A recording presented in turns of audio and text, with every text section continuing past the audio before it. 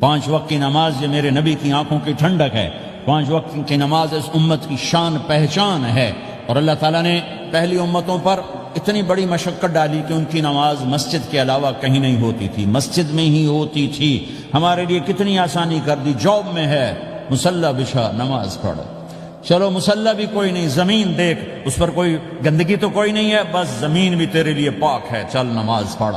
اور آسانی کر دی، پانی کوئی نہیں ہے، کوئی بات نہیں، مٹی میں ہاتھ مار، منہ پہ مل، پھر ایک ہاتھ مار، یوں کر، چل نماز پڑھ، میں تیری قبول کروں گا۔ یہ کسی امت کے ساتھ یہ نہیں ہوا، انہیں وضو ہی کرنا تھا چاہے پانی 50 میل پر موجود ہو۔ اور ہمارے لیے پانی کوئی نہیں ہے، چلو تیمم، مٹی میں ہاتھ ہمارا یوں کیا، پھر ہاتھ ہمارا ایک یوں کیا ایک یوں کیا، چل بھائی اللہ اکبر قبول۔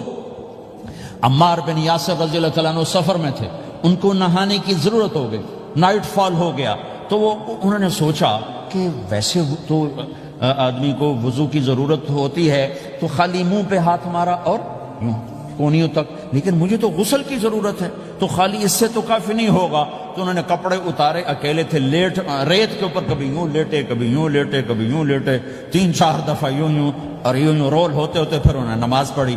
آئے اللہ کے نبی کی بارگاہ میں، یا رسول اللہ مجھے رات کو نہانے کی ضرورت پڑ گئی۔ تو میں نے کہا وضو کے لیے تو خالی یہ 2 دفعہ کرنا کافی ہے، تو یہ تو نہانا تھا، تو میں تو ریت میں خوب رول ہوتا رہا۔ میرے نبی نے انما یکفیک ضربتان، ارے سیدھے بندے عمار، اس کے لیے بھی اتنا ہی کافی تھا کہ تو یوں کرتا اور یوں کرتا اور تو پاک ہو جاتا۔ اللہ نے اس نبی کے طفیل، اس محبوب مصطفیٰ صلی اللہ علیہ وسلم کے طفیل، اللہ نے کیا کیا سہولتیں اور آسانیاں ہمیں عطا فرمائیں۔ پھر نماز 4 کی 2 رکعت کر دی کہ بھئی تم مسافر ہو 2 پڑھو، روزے میں سفر میں روزہ معاف کر دیا، بعد میں رکھ لینا، بعد میں رکھ لینا، قضا کرنے کو حکم، بالکل چھوڑنے کا نہیں۔ اور کہا کہ بھائی مریض ہو چھوڑ دو، مسافر ہو چھوڑ دو، اور نماز 2 رکعت کر دو، سنتیں چھوڑ دو۔ ابن عمر رضی اللہ تعالیٰ عنہ بیٹھے تھے تو انہوں نے 2 رکعت پڑھ کے بیٹھ گئے، تو ان کے خادم نے کہا سنت نفل نہیں پڑھو گے؟ کہا اگر پڑھنا تو 4 فرض پڑھتا میں، میرے اللہ نے معافی دے دی تو میں کیوں پڑھوں؟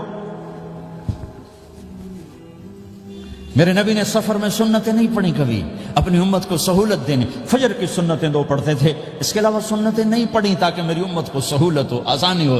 ایک دفعہ بارش ہو رہی تھی اور کوئی جگہ نہیں تھی نماز پڑھنے کے لیے، تو آپ نے اپنی اونٹنی کو آگے کیا اور اس پر بیٹھ گئے، بیٹھے ہی تھے، پیچھے صحابہ نے اونٹنیوں پر ہی صفیں بنائیں، اور یہ نماز اونٹنی پہ بیٹھ کر ادا کی گئی بارش کے اندر۔ نماز اونٹنی کے اوپر نماز بھی ہو گئی، رکوع بھی ہو گیا، سجدہ بھی ہو گیا، سلام بھی ہو گیا۔ پہلی امتوں کے لیے نہیں تھا، سجدہ ہی کرنا پڑے گا۔ یہ اللہ کے محبوب مصطفیٰ صلی اللہ تعالی علیہ وسلم کی طفیل، میرے اللہ نے ہم پہ فضل و احسان کیا، تو میرے نبی کی زندگی میں عبادات میں نماز سب سے اعلیٰ نظر آتی ہے، سب سے نمایاں نظر آتی ہے۔ اور پھر بازار میں، گھر میں، دفتر میں، ماحول میں میرے نبی کے اخلاق، یہ زندگی کا دوسرا روشن پہلو ہے۔ میرے نبی کی ساری زندگی 2 لفظوں میں آتی ہے، عبادت اخلاق، عبادت اخلاق، یا 2 اور لفظ، حقوق اللہ حقوق العباد، حقوق اللہ حقوق العباد۔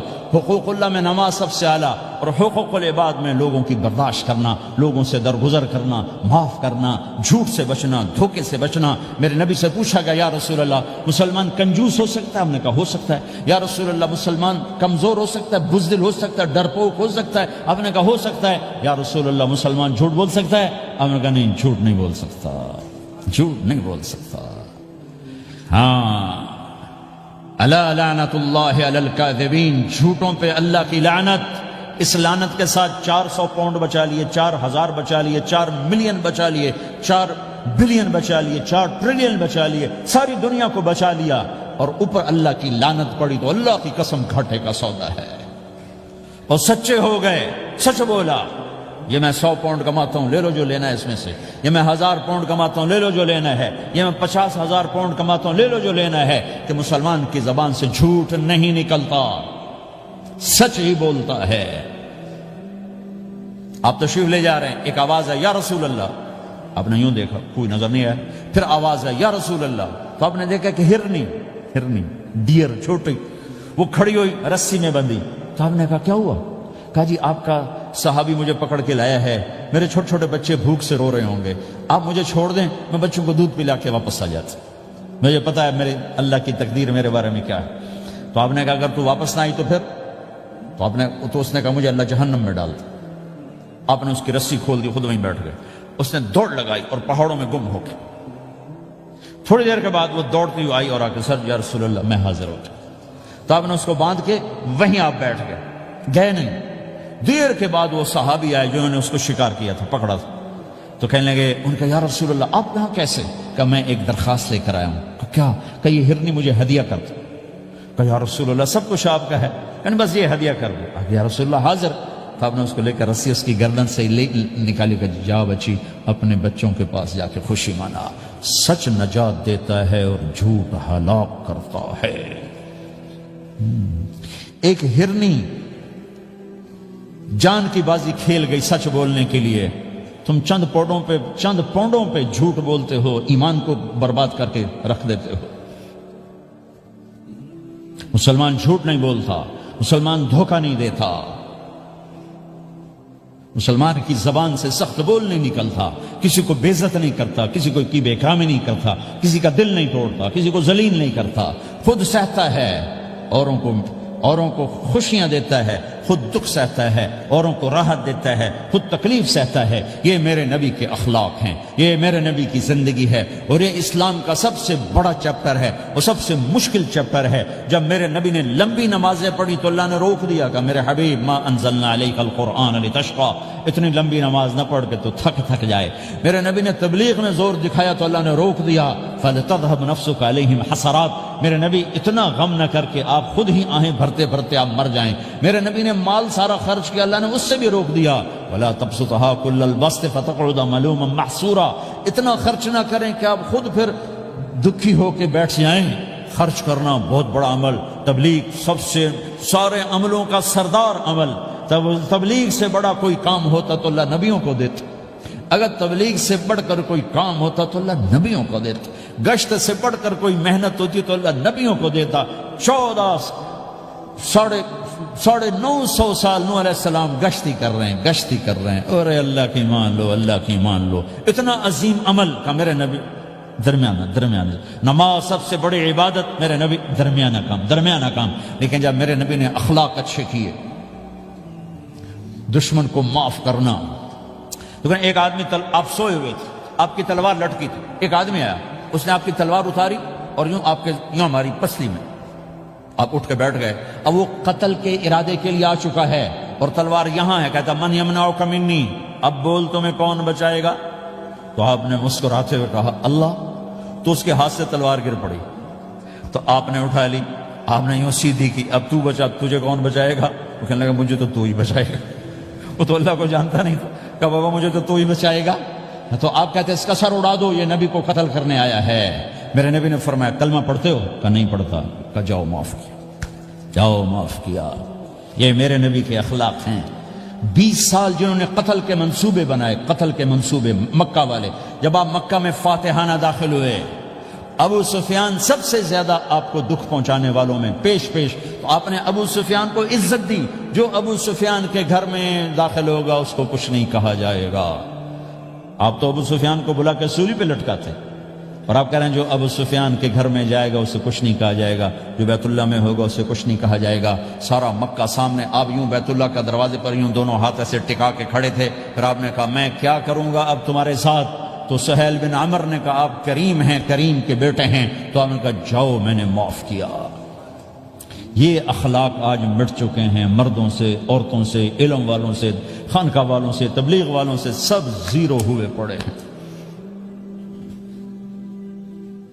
جب تک یہ اخلاق زندہ نہیں ہوتے اسلامی زندگی قائم نہیں ہو سکتی، اسلامی معاشرت قائم نہیں ہو سکتی۔ اور دین دو چیزوں سے آگے پھیلتا ہے، ایک دعوت اور ایک اخلاق۔ دعوت اور اخلاق، دعوت نہیں ہوگی تو اخلاق وہیں پڑے رہ جائیں گے، اخلاق نہیں ہوں گے تو دعوت کوئی قبول نہیں کرے۔ میرے نبی نے کتنے معجزے دکھائے مکے میں، نہیں کلمہ پڑھا۔ بدر میں ان کے 70 مارے گئے، فرشتوں کو دیکھا، جبریل کے گھوڑے کی آواز سنی، کلمہ نہیں پڑھا۔ خندق میں شکست ہوئی، کلمہ نہیں پڑھا۔ پانی نکلتے دیکھا انگلیوں سے، کلمہ نہیں پڑھا۔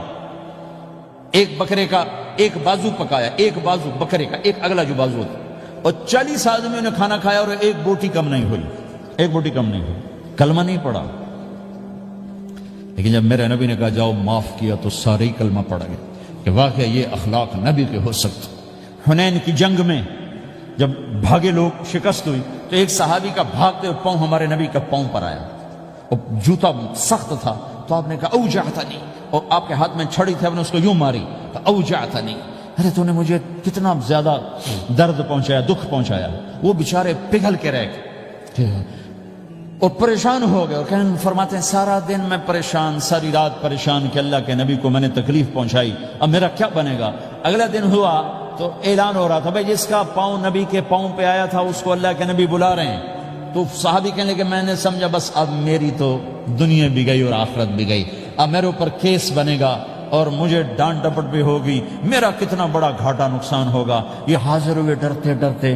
تو آپ نے فرمایا میرے بھائی کل میں نے تمہیں چھڑی ماری تھی، وہ مجھے معاف کر دینا، اور یہ 80 اونٹ تمہیں ہدیہ دیتا ہوں، 80 کیملز یعنی 80 پراڈو، 80 رینج روور کا یہ میری طرف سے تمہیں ہدیہ ہے. وہ حیران پریشان، یہ میرے نبی کے اخلاق ہے، یہ میرے نبی کے اخلاق ہے. کانٹے بچھانے والی نے 4 دن آنا چھوڑ دیا، بیمار ہو گئی تھی. تو ہم نے کیا بات ہے، وہ ہمارے راستے میں اب کانٹے کوئی نہیں ہے. کہا یہ وہ بیمار پڑی ہے جو کانٹے بچھاتے تھے. تو آپ اس کے گھر چلے گئے، ماں جی خیریت تو ہے، آپ ٹھیک تو ہیں؟ کہا بیٹا مجھے کلمہ پڑھا دے، بس تیرے اخلاق نے مجھے فتح کر لیا ہے. میرے بھائیوں یہ چیپٹر بھول چکے ہیں، بھول چکے ہیں، بھول چکے ہیں. جب تک یہ چیپٹر زندہ نہیں ہوگا زندگی اسلامی نہیں بنے گی، معاشرہ اسلامی نہیں بنے گا، اور آگے قوموں کے لیے اسلام کا دروازہ نہیں کھلے گا. ہمیں معاف کرنا آتا ہو، ہمیں گالی دینے والے کو دعا دینا آتا ہو، غیبت کرنے والے کی تعریف آتی ہو، اور غیبت کرنے سے، غیبت سننے سے اپنے آپ کو ایسے بچاؤ جیسے زہر سے بچاؤ، جیسے آگ سے بچاتے. ایک دوسرے کو نفرت کا بول نہ بولو ورنہ ساری زندگی تباہ و برباد ہو جائے گی. میرے رب کی قسم، میرے نبی نے کہا ایک زبان کا بول انسان بولتا ہے اور جہنم کی گہرائیوں میں گر جاتا ہے، اور ایک زبان کا بول انسان بولتا ہے اور جنت کے درجات پر چڑھ جاتا ہے. یہ زبان بہت طاقتور چیز ہے. میں ہر بیان میں اس کو دہرا رہا ہوں کہ جتنا یہ عمل ختم ہو چکا ہے اتنا کوئی عمل بھی نہیں ختم ہوا ہے. اور ایک صحابی ہیں ابو دجانہ. کون ابو دجانہ؟ السابقون الاولون من المہاجرین والانصار، اس میں پہلی صف کے صحابہ. کون ابو دجانہ؟ جب آپ حج پر گئے تو اپنی جگہ مدینے کا امیر ابو دجانہ کو بنایا. ابو دجانہ حج میں شریک نہیں ہوئے کہ آپ نے اپنی جگہ ان کو اپنا نائب بنا کے وہاں کھڑا فرمایا ابو دجانہ میری جگہ پر مدینے کا امیر ہے. یہ وہ ابو دجانہ ہیں. کون ابو دجانہ؟ جو جنگ بدر سے لے کر آخری حج تک ہر سفر میں شریک ہیں، ہر سفر میں شریک ہیں. ان کی ایک بات میں بتانا چاہتا ہوں، پہلے تھوڑی سی ان کی ہسٹری بتانا چاہتا ہوں. کون ابو دجانہ؟ احد کی جنگ میں آپ نے تلوار اٹھائی، کہا اس تلوار کو کون لے گا؟ کئی صحابہ کھڑے ہو گئے. آپ نے کہا اس تلوار کا حق کون ادا کرے گا؟ سارے بیٹھ گئے. 3 آدمی کھڑے رہے، ایک زبیر بن عوام، ایک عمر بن خطاب، ایک ابو دجانہ. ان کا نام ہے سماک بن خرشنہ. سماک بن خرشنہ ان کا نام ابو دجانہ سے مشہور ہے. تو آپ نے تلوار نہ عمر کو دی، نہ زبیر کو دی، ابو دجانہ کو دی. تو عمر رضی اللہ عنہ نے تو محسوس نہیں کیا، حضرت زبیر نے محسوس کیا کہ اس کو کیوں دی، مجھے کیوں نہیں دی؟ میں مہاجرین میں سے ہوں، میں پھوپھی کا بیٹا ہوں، میں اس سے دلیری میں کم نہیں ہوں. بلکہ حضرت زبیر کی دلیری کی تو دھک تھی، جدھر سلوار چلتی تھی کاٹتی چلی جاتی تھی. کہنے کہ میں دیکھوں گا یہ کیا کرتا ہے. تو ابو دجانہ کے پیچھے پیچھے زبیر ہو لیے. تو ابو دجانہ نے جو حملہ کیا تو 3000 کا لشکر تھا، اس کو چیر کے پار نکل کے، پورے لشکر کو کاٹ کے پار نکل کے. اور آگے عورتیں کھڑی تھیں جو مکے کے لشکر کو تیار کر رہی تھیں. نحن بنات طارق نمشي على النمارق مشي القتل البوارق المسك في المخالق المسك في المفارق والضر في المخالق ان تقبلوا نعانق وتدبروا نفارق فراق غير وامق. یہ گانا گا رہی تھی اور ان کو تیار کر رہی تھیں. تو جب ابو دجانہ کی تلوار نظر آئی تو سب بھاگی. ہندا پکڑی گئی تو آپ نے یوں اپنی تلوار ہندا کے سر پر رکھی، انہوں نے چیخ ماری، تلوار ہٹا لی. تو زبیر پیچھے پیچھے کیا کیا ہے؟ جنگ میں اگر کوئی عورت حصہ لے اسے مارنا جائز ہے، ویسے جائز نہیں ہے. عورت کو، بچے کو، بوڑھے کو ہاتھ لگانا جائز نہیں ہے. تو انہوں نے کہا تلوار کیوں نہیں چلائی؟ کہا میرے محبوب کی تلوار ہے، عورت کے خون سے رنگین کر کے اس کی شان نہیں گھٹانا چاہتا، یہ میرے نبی کی تلوار۔ پھر واپس ہوئے، پھر اٹیک کیا اور پھر مجمع کو چیر دیا۔ سامنے ایک آدمی آ رہا تھا ہاتھی کی طرح، اتنا لمبا موٹا تازہ، تو زبیر کہنے لگے میرے جی میں آیا کبھی اس کی ٹکر ہونا پھر میں دیکھوں ابو دجانہ کیا چیز ہے۔ تو اللہ کا کرنا ایسا ہوا، ابو دجانہ دونوں آمنے سامنے ہو گئے، تو وہ ایسے شاہ سوار تھے کہ دونوں طرف کے لشکر ذرا تھم گئے اور وہ دونوں بھڑ گئے۔ ابو دجانہ کے اپنے جوہر، اس پہلوان کے اپنے جوہر، غبار اٹھا، مٹی اٹھی، اور اس کی اپنی طاقت، ان کی اپنی طاقت، انہوں نے ابو دجانہ کو اس نے زخمی کر دیا۔ ابو دجانہ نے جو جوش میں آ کے ماری تلوار، اس کو لگی یہاں، تو اتنی طاقت سے لگی کہ اس کے نیچے اتر کر 2 ٹکڑوں میں تقسیم کر دی۔ یوں ماری تو ایک حصہ ادھر، ایک حصہ، پھر یوں دیکھا اور اپنے چہرے سے لوہے کی ٹوپی اتاری، اما ترا انا ابو دجانہ، کیا دیکھ رہے ہو؟ میں ہوں ابو دجانہ، تلوار صحیح لی ہے میں نے، غلط نہیں لی، یہ ابو دجانہ ہیں۔ اور جب شکست ہو گئی احد کی جنگ میں، اور پھر 10-12 آدمی نے آپ کو گھیرے میں لیا ہوا تھا، ان میں ایک ابو بکر تھے، عمر تھے، علی تھے، طلحہ تھے، زبیر تھے، سعد بن ابی وقاص تھے، اور سہل بن حنیف تھے، عبادہ قتادہ بن نعمان تھے، اور ابو دجانہ تھے رضی اللہ تعالی عنہم، ان میں سے ایک ابو دجانہ بھی تھے۔ اور یمامہ کی جنگ میں ابو دجانہ شہید ہوئے، یمامہ کی جنگ میں شہید ہوئے۔ یہ ابو دجانہ کی تھوڑی سی سیرت آپ کے سامنے آئی ہے۔ اس کے بعد اب آپ ان کے قول کو سنو تاکہ اس کا وزن آپ کے سامنے آئے۔ یہ بدر کے شریک ہیں، اللہ کے نبی نے کہا بدر کا صحابی جو مرضی کرے بخشا گیا۔ یہ صلح حدیبیہ کے شریک ہیں، اللہ نے قرآن میں کہا لقد رضی اللہ، میں ان سے راضی ہو گیا۔ یہ صحابی ہیں، اللہ نے کہا کلا وعد اللہ الحسنى، اے میرا نبی تیرے ہر صحابی کے لیے جنت کا وعدہ ہے۔ اور اب یہ کیا کہتے ہیں؟ یہ کیا کہتے ہیں لوگو؟ ان ارجع عملی عند، لوگو میرے پاس، ابو دجانہ میرے پاس بخشش کا سب سے بڑا عمل جانتے ہو کیا ہے؟ بدر نہیں، احد نہیں، حدیبیہ نہیں، خندق نہیں، خیبر نہیں، فتح مکہ نہیں، آخری حج نہیں، کیا ہے؟ کیا ہے لوگو؟ ان ارجع عملی عندی، میرے پاس آخرت میں بخشش کا سب سے بڑا عمل بس ایک ہے کہ ما آذیت احدا بلسانی، میں نے اپنی زبان سے کبھی کسی کو دکھ نہیں پہنچایا۔ ولا اجد فی قلبی غلا لاحد، اور میرے دل میں کسی کے لیے بغض کوئی نہیں ہے، بس یہ میری بخشش کا عمل ہے۔ تو بھائیو، نبی کے اخلاق میں 2 چیزیں لے لو، ایک زبان سے کسی کو دکھ نہ دو، ایک دل میں کسی کا بغض نہ رکھو۔ اللہ کی قسم بغیر حساب کتاب کے جنت میں جاؤ گے۔ بڑے بڑے جنید بغدادی اور بڑے بڑے معرفت والے تمہیں دیکھتے رہ جائیں گے، تمہاری رفتار اتنی تیز ہوگی کہ تمہیں وہی پکڑ سکے گا جس کا یہ 2 عمل تم سے زیادہ اچھا ہوگا۔